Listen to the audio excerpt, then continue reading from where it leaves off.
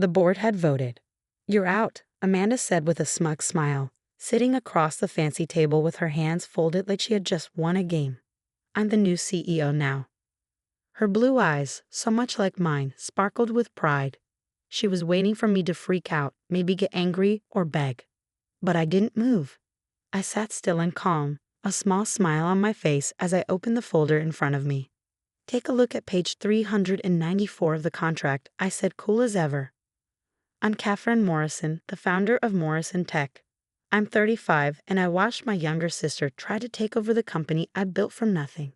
It was strange. This was the same sister who once laughed at me for even wanting to run a business. 5 years ago, I offered to work with her. She said no. Now she wanted everything." The day had started normally. I got to the office early like always. Morrison Tech's shiny glass building in Seattle was my pride and joy. The usual sounds of computers and coffee machines made it feel like just another busy day. Then, a surprise board meeting popped up on my calendar. That was odd. We weren't supposed to have one for another month. I felt uneasy, but I ignored it. I shouldn't have. Now Amanda's confident smile was fading. I remembered the small signs I had missed. Quiet whispers that stopped when I walked in, her sudden interest in reports, those secret late-night meetings. "What's on page 394? She asked, starting to panic. I looked at the board members, people I had chosen myself. Most looked away. Only Marcus, our legal advisor, looked me in the eye with a small smile. "The succession rule," I said clearly. "To become CEO, you need at least 5 years of senior management experience in a tech company." I tilted my head slightly. "How long have you been our marketing director, Amanda?" 2 years, she replied. Her face turned pale. "That's just a technical detail. We can change it." Marcus shook his head. "No, we can't. That rule is part of the company's original rules. Changing it needs 100% of shareholders to agree." I leaned back in my chair. "And since I'm the majority shareholder, I'm not agreeing to any changes." Silence. Amanda's mind was racing. She had always been like this, reckless, thinking charm and our last name would fix everything. She clenched her jaw. "This isn't over." I stood up too. "No, Amanda, it's just beginning." She stormed out. Her heels echoed on the polished floor. The board members looked uncomfortable. I let them sit in silence before I spoke. "Now," I said, placing my hands on the table, "let's talk about why a secret board meeting was held without the CEO knowing." The next hour was awkward. The board gave weak excuses, saying I was too focused on product development or not rushing to take the company public. I calmly shut down every excuse. By the end, 3 members quit. I let them go. Marcus already had new people ready to replace them. Back in my office, the weight of it all hit me. My own sister tried to steal what I had built. I looked out the tall windows at the Seattle skyline. I chose to build Morrison Tech here, not in Silicon Valley, because I've always done things my own way, even if it meant standing alone. There was a knock on my door. Marcus walked in with 2 coffees. "Thought you could use this," he said. "Thanks," I replied, taking the cup. "How long have you known?" I asked. 3 weeks. Amanda asked me to review the rules. She didn't know I helped write them. Of course she didn't check. My phone buzzed. A text from Amanda. "You might have won this round, but don't get too comfortable. There's more than one way to take control of a company." I showed Marcus the message. He raised an eyebrow. "Want me to start keeping records of everything?" "Yes. Also schedule meetings with our major shareholders. They need to know what really happened today." After Marcus left, I opened the company's founding documents, page 394, my safety net. I had written that rule after a friend lost her business to an unqualified person. I never thought I'd need it to stop my own sister. Another text from Amanda. "Mom and Dad will be so disappointed." That hurt a little. Our parents never really understood my passion for this company. They were happy when Amanda joined, thinking it would bring us closer. Now I'd have to tell them their favorite daughter just tried to take over my company. My computer pinged. An email from Amanda. She had called a company-wide meeting for tomorrow. Subject: Important company updates and strategic vision discussion. I smiled. She was trying to win over the staff, probably making herself look like a victim. I picked up the phone. "Maria, cancel Amanda's meeting and send out a message. Amanda's admin access. Revoke it immediately," Maria said. Should I be worried? Not about your job, but things are going to get messy. The rest of the day flew by in meetings, calls with shareholders, and an internal audit. By evening, I was drained, but my company was safe, at least for now. As I headed to my car, the sound of heels echoed in the parking garage. I turned and saw Amanda leaning against a pillar, arms crossed. "You're making a mistake," she said. I met her eyes. "Is that what you told the board? That I'm too careful? To focus on steady growth instead of risky expansion?" "I told them the truth," she replied sharply. "You're holding Morrison Tech back. We could have been 10 times bigger by now if you weren't so obsessed with control." I laughed. "Control? Like trying to take over the company?" She stepped closer. "You left me no choice. Every time I suggested change, you ignored me. Someone had to act. And that someone had to be you." I asked calmly, "The marketing director who still hasn't launched the overdue product campaign." Her face darkened. "You focus too much on details. We need bold moves. Risks. Like a failed takeover attempt. How's that bold move working out for you?" She looked like she might argue but sighed, trying to regain her composure. "This isn't over, Catherine. You won because of a technicality. But there are other ways to force change. Remember that." I watched her walk away, feeling both sad and determined. My sister, the one I trusted, was now someone who would sacrifice family for power. On the drive home, my phone buzzed. Mom and Dad. I hesitated and let it go to voicemail. That fight could wait. For now, I had a company to protect. As I stood at the door, I saw them through the window. Mom sitting on the edge of the couch, Dad pacing near the fireplace. The moment I walked in, Mom stood up. "Catherine," she began, her voice tight. "What's this about you blocking your sister's progress?" I set down my briefcase and took a deep breath. Interesting way to describe Amanda's attempt to steal my company. Dad stopped pacing. "Steal? Amanda said the board voted for new leadership because you've been making reckless decisions." Of course that's what she said. I went to the kitchen for coffee, needing something to get through this. They followed, standing over me like disappointed judges.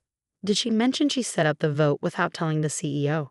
That it breaks company rules? Or that she doesn't even qualify for the job? Mom waved it off. "Qualifications can change, Catherine. She's just trying to help. She says Morrison Tech is stagnating because you won't take risks." The coffee machine beeped. I poured myself a cup and didn't offer them any. Let me be clear. Amanda tried to steal my company. She failed because I had protections in place. That's not help. That's betrayal. "Don't be dramatic," Dad snapped. "No one's stealing anything. The board just wants fresh leadership." The board, I said calmly, was tricked into an illegal vote. 3 members already resigned to avoid legal trouble. That stopped them. Mom sank into a chair, and Dad's face turned dark. "Legal trouble? You'd sue your own sister." "If I have to, yes." The words came out harder than I expected, but I didn't soften them. "I built this company. I won't let anyone destroy it, family or not." Mom's voice dropped. 12 years of work. No husband. No kids. Just this company. And now you're willing to destroy the family over it. I set my cup down sharply. "I'm not tearing us apart. Amanda tried to take over, and instead of questioning her, you're here blaming me." "Because we know you, Catherine," Mom said. "You've always been stubborn. You've always done things your way. Amanda says you won't listen to her ideas." "Her ideas?" I laughed bitterly. Like the $3 million marketing campaign with no research, or jumping into cryptocurrency before we're even public. Those ideas.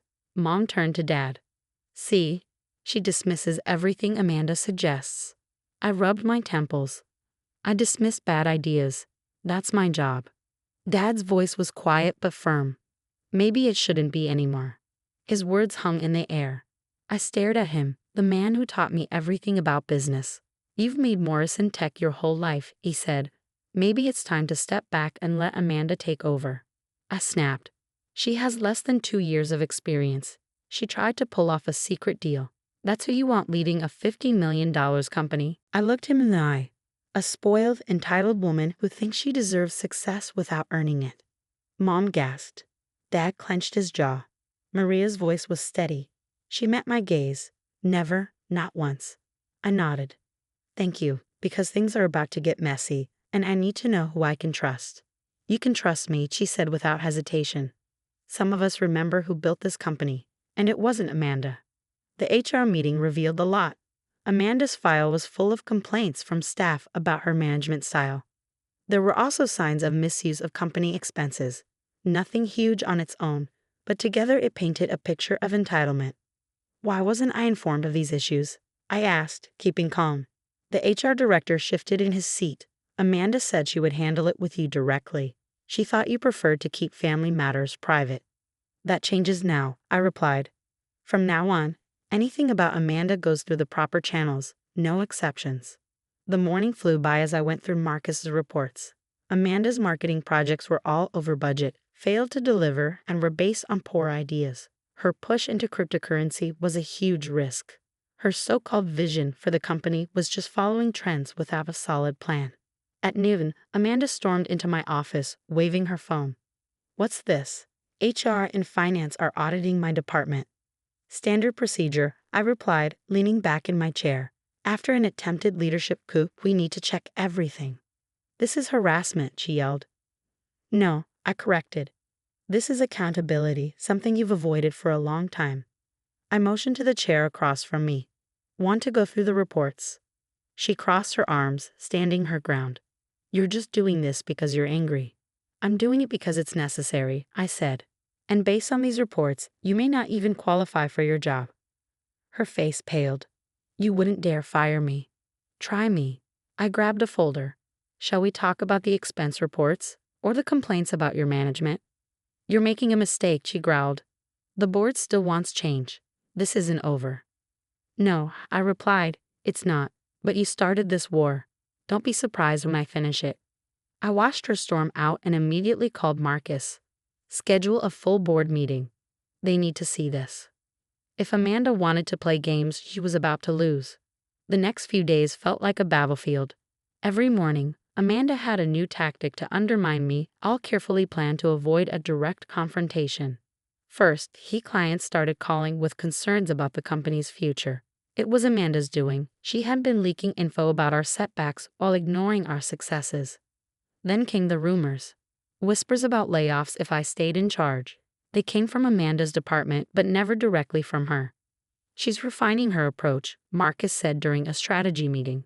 No direct violations, just constant disruption. I scrolled through a report. She learned from her first mistake. Now she's going for death by 1,000 cuts. Board meeting set for Friday, Marcus added.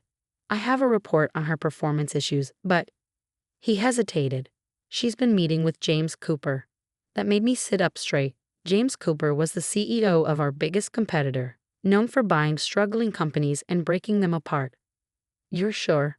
I asked. 3 meetings in the past week. Off-site, security has them on camera at Riverside Cafe. I stared at him. Amanda wouldn't, but I knew she absolutely would. We need proof, Marcus said.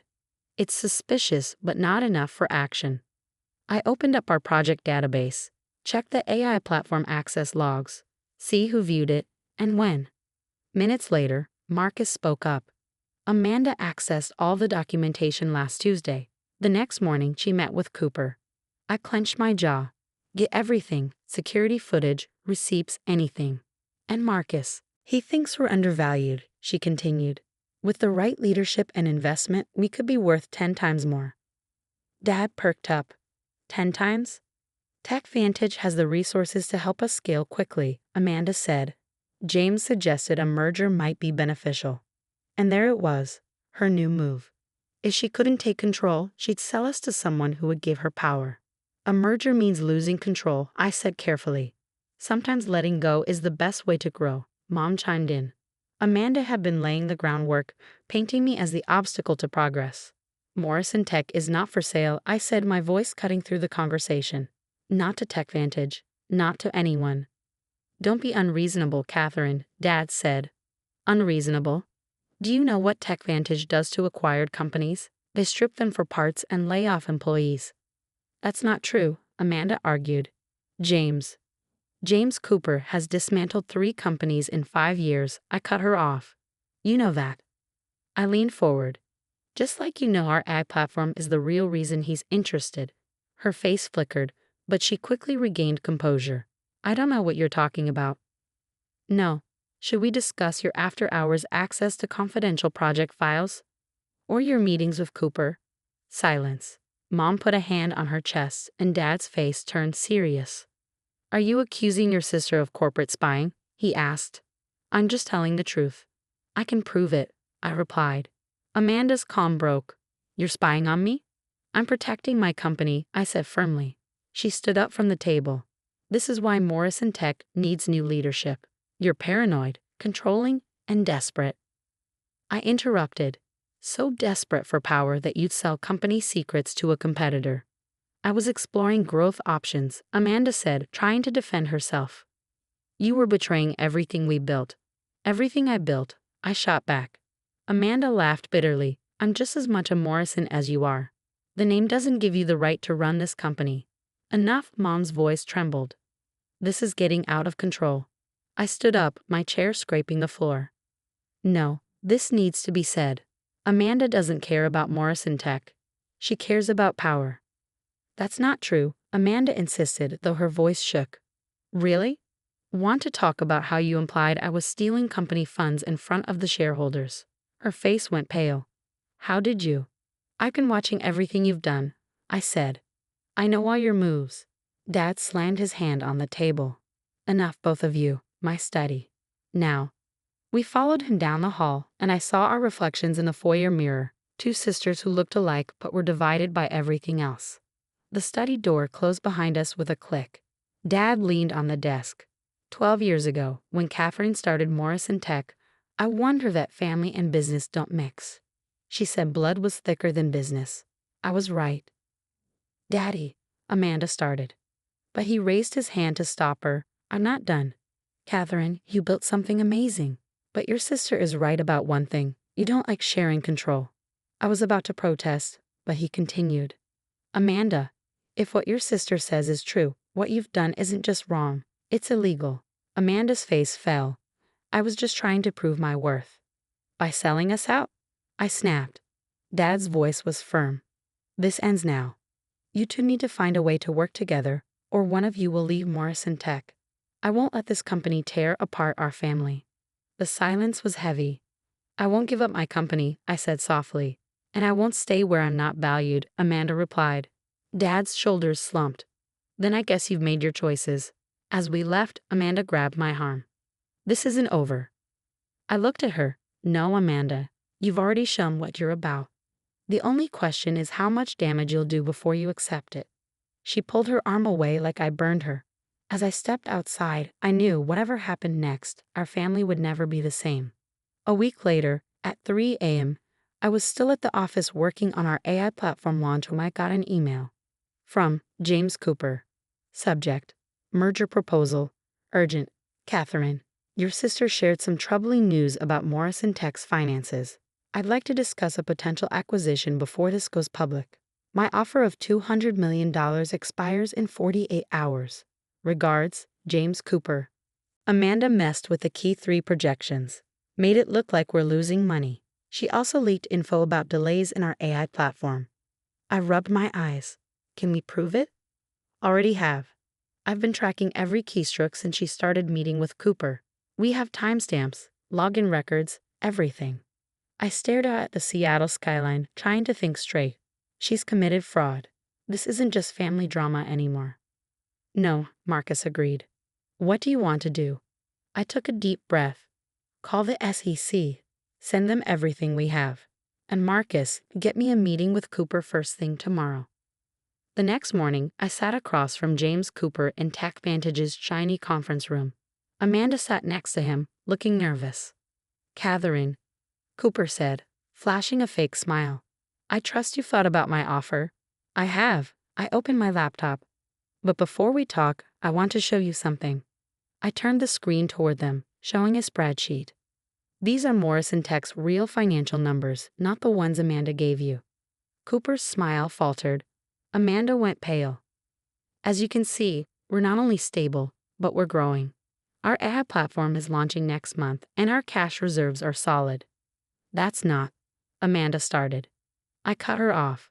I've already sent proof of document tampering to the SEC. They're looking into how those altered reports got into your hands. Cooper's smile turned into a scowl. Are you threatening me? Not at all. I'm giving you a chance to walk away from corporate fraud before it's made public. He turned to Amanda. You said you had authority to share those documents? I did. I'm a director. Who committed fraud? I interrupted. By altering reports and leaking info. The SEC doesn't like that, as I'm sure your lawyers will explain. Cooper stood up. This meeting is over. Amanda, don't leave town. Our legal team will contact you. After he left, Amanda stayed frozen, staring at the evidence on my laptop. Why? I asked quietly. Was destroying me really worth destroying yourself? I never mean, she started, then paused. You gave me no choice. You wouldn't listen. You never gave me a real chance. A real chance. I gave you a director position with little experience. I supported your projects even when they failed. I protected you from getting fired, but you never saw me as an equal. Because you weren't, she shot back. You hadn't earned it. Leadership isn't a right. It's earned through hard work and good decisions. Something you didn't understand. She slumped in her chair, giving up the fight. What happens now?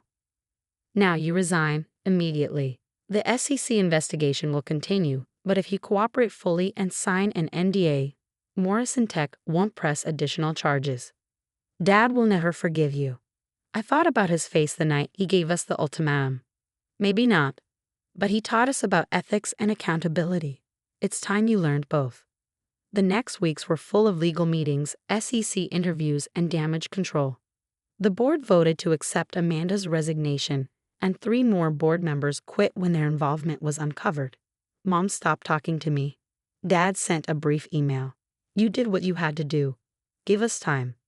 A month later, at the annual company meeting, I stood in front of the employees who stuck with me. The past few months have been tough, I said. We've learned hard lessons about trust, integrity, and leadership. But Morrison Tech is stronger now. I showed the latest financial results on the screen behind me. Our AI platform launched successfully. Our client base is growing. And most importantly, we did it the right way, through hard work, innovation, and ethics. The applause felt like a victory. Later that evening, I found an old photo of Amanda and me from the launch party 12 years ago. We were smiling, full of hope for the future. My phone buzzed with a text from an unknown number. But I knew it was Amanda.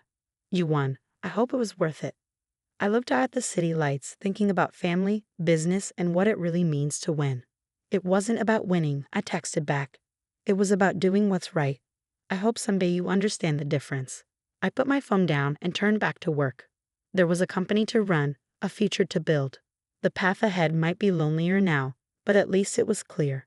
Sometimes protecting what you've built means losing things you thought. I pinned it to my bulletin board next to my original business plan. A reminder that family ties might bend or break, but the truth always finds its way home. Thanks for watching. If you like this video, please like, comment, and subscribe for more great stories. Don't forget to tap the notification bell so you never miss an update. Share your thoughts in the comments. We love hearing from you. See you next time, and take care.